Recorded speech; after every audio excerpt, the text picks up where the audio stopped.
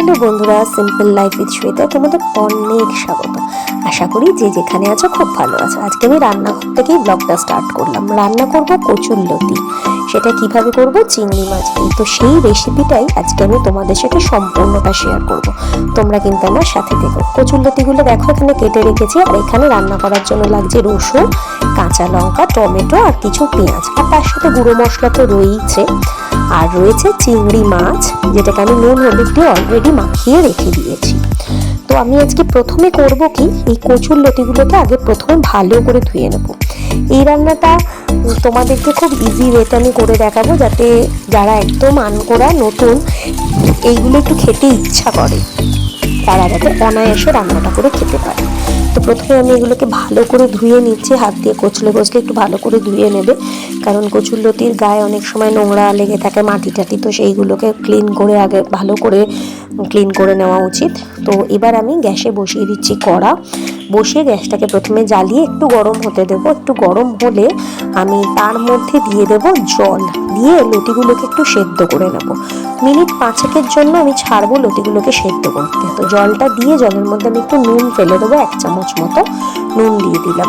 এবার আমি কচুরলতিগুলোকে এর মধ্যে দিয়ে দেবো, দিয়ে একটা ঢাকা দিয়ে দেবো, যাতে কচুরলতিগুলো ভালো করে ফুটে যায়, মানে জলটা ভালো করে ফোটে এবং লতিগুলো ভালো করে সেদ্ধ হয়। আমি একটুখানি টিপে টিপে পরে দেখে নেবো যে লতিগুলো 80% লতিগুলোকে আমি সেদ্ধ করবো, আর বাকি 20% লতিগুলো কিন্তু যখন করবো তখনই হবে, যাতে ঘেটে না যায় সেদিকটাও আমাকে খেয়াল রাখতে হবে। তো সেইভাবেই লতিগুলোকে কিন্তু সেদ্ধ করে নেবো। তো দেখতেই পাচ্ছ লতিগুলো কিভাবে জলটা ফুটছে। এবার আমি গ্যাসটাকে অফ করে দেবো, লতিগুলোকে এবার নামিয়ে নেওয়ার সময় হয়েছে। তো চলো, কোথাও ঝুড়ি বা ফুটো থালায় আমি লতিগুলোকে ঢেলে নিই।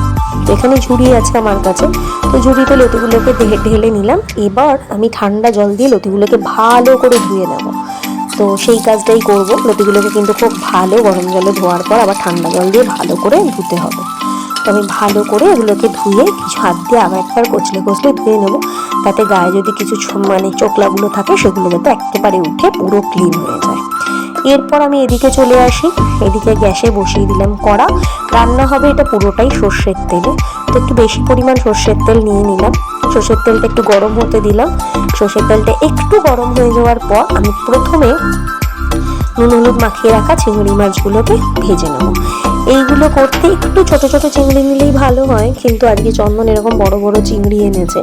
তো যাই হোক, এই চিংড়িগুলো দিয়েই করবো। এগুলো দিয়ে করলে হেভি টেস্ট হবে, কারণ চিংড়ি মাছের এমনি বিশাল টেস্ট হয়। আর তোমরা কারা কারা চিংড়ি মাছ খেতে ভালোবাসো আমাকে কিন্তু জানিও।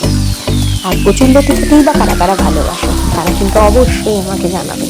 এই রান্নাটা আমি আমার মার কাছ থেকে শিখেছি, মানে মার দেখে শেখা আর কি। লতি রান্না সব কিছুই মার দেখেই শেখা, কে আর শেখাবে বলো।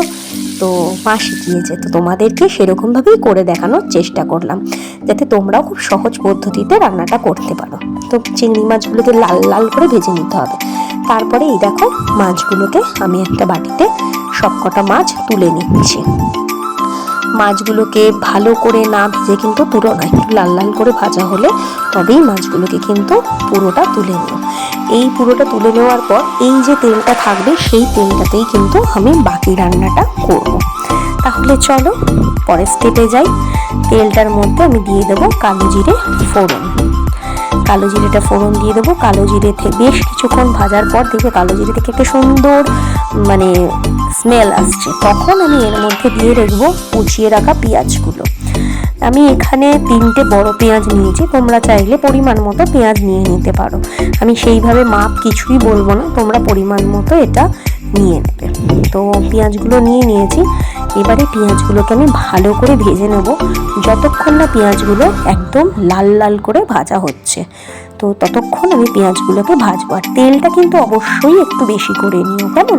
আর এদিকে আমি কি বাটবো সেটার দিকে চলে যাই। এ দেখো, বাটবো হচ্ছে রসুন, কাঁচা লঙ্কা আর একটা টমেটোর আধখানা, মানে গোটা টমেটোটা নিয়ে আমি আধখানা টমেটো নিয়েছি, ঠিক আছে? তো পেঁয়াজটা এখানে পুরো লাল লাল করে ভেজে নেওয়ার পর আমি বেটে রাখা মশলাটা এর মধ্যে দিয়ে দেবো। তো দেখো, মশলাটা বেটে রেখেছি, এই মশলাটাকে আমি এবার এর মধ্যে দিয়ে দিলাম। মশলাটা এর মধ্যে দিয়ে মশলা ধোয়া মানে বাটিটা ধুয়ে আর একটু জল আমি এর মধ্যে অ্যাড করে দেবো। তো অ্যাড করে দেওয়ার পর এবার মেইন পার্টে কি আছে, নুন।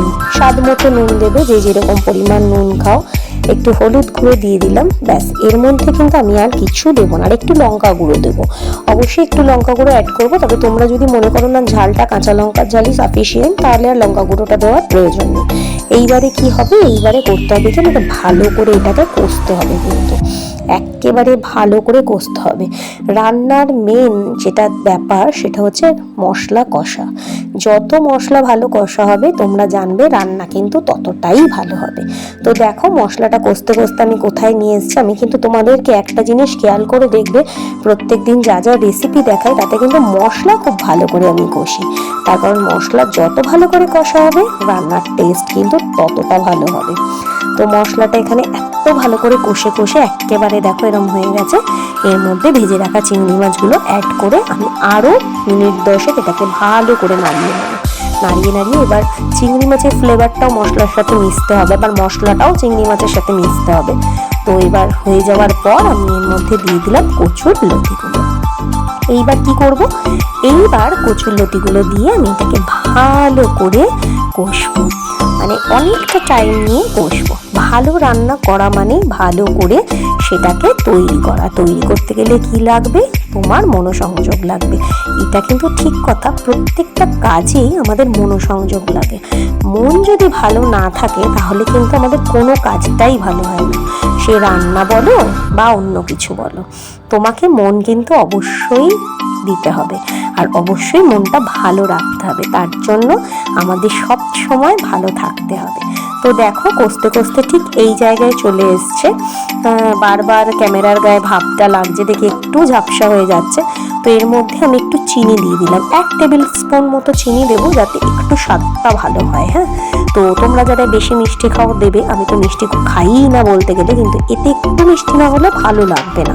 তো সেই জন্য আমি 1 টেবিল স্পুন মতো চিনি অ্যাড করে দিলাম, যাতে স্বাদটা ভালো আসে। তো দেখো কষতে কষতে এই পর্যায়ে চলে এসছে। এবার এর মধ্যে আমি একটুখানি, মানে 1 কাপের থেকে একটু বেশি জল অ্যাড করব। তোমরা এটা কচুর লতি মাপ করে তোমরা জলটা অ্যাড করো কিন্তু। হ্যাঁ, তো তোমরা সেটা বুঝে করবে, একেবারে 1 গাদা জল দিয়ে দিও না, খুব সামান্য জল দেবে, যাতে অল্প একটুখানি ফুটে গেলেই হয়ে যায়। তো এবার আমি এটাকে ঢাকা দিয়ে মিনিট 5 জন্য রেখে দেবো, এইভাবেই ছেড়ে দেবো, একটু লো ফ্লেম মানে মিডিয়াম ফ্লেম করে। ঠিক আছে, এবার মিনিট 5 বাদে আমি আবার চলে এসেছি। দেখো লতিটা এইরকম এসে গেছে। এবার এটাকে আমি আর একটু ড্রাই করে নেব, নিয়ে এবারে কিন্তু এটাকে নামানোর সময় হয়ে গেছে। তাহলে কচুর লতি রান্না কিন্তু আমাদের একেবারে শেষ পর্যায়ে। তোমরা কিন্তু এটা অবশ্যই ট্রাই করো, আর জানিও যে তোমাদের এটা কেমন লাগলো। ভালো লাগলে একটা লাইক আর শেয়ার করে দিও, আর কমেন্ট করতে ভুলো না কিন্তু। তোমাদের ভালো ভালো কমেন্টের অপেক্ষায় আমি থাকি। জানিও কিন্তু তোমাদের কেমন লাগলো, আর আমার প্রত্যেকটা ব্লগ তোমাদের কেমন লাগে সেটা কিন্তু অবশ্যই জানাবে। কেমন, এই দেখো তেল ছেড়ে একেবারে বেরিয়ে এসছে। এইবার আমি এটাকে একটা পাত্রে ঢেলে নেবো। ঠিক আছে, তো ক্যামেরাটা বারবার ঝাপসা হয়ে যাচ্ছে, শুধু এই ভাবটা উঠছে দেখে। তো যাই হোক, তবু তোমাদের সাথে সময় কাটাতে আমার এত ভালো লাগে। তোমরা এতজন আমার পরিবারের সদস্য, আমার ভীষণ ভালো লাগে। সেই জন্য যাই কিছু করি মনে হয় আগে তোমাদের সাথে শেয়ার করি। তো দেখো কচুর লতি রান্না একেবারে রেডি। আমি এবার এটা তুলে নিচ্ছি। এবার গরম গরম ভাত কচুর লতি দিয়ে খাবো। তো চলো, ফাইনালি রান্নাটা হয়ে গেছে। এবার আমি দুপুরের খাবারটাও কমপ্লিট করে নিই। দুপুরের খাওয়া সেরে একটু রেস্ট নিয়ে আমাকে আবার পড়াতে যেতে হবে। তাহলে কেমন লাগলো কিন্তু জানিও কিন্তু। হ্যাঁ, ভালো লাগলে লাইক কমেন্ট শেয়ার করো। চলো তাহলে এবার আমি খেয়ে নিই। দেখা হবে পরের আর একটা ব্লগে খুব শিগগিরই। ভালো থেকো সবাই, টাটা।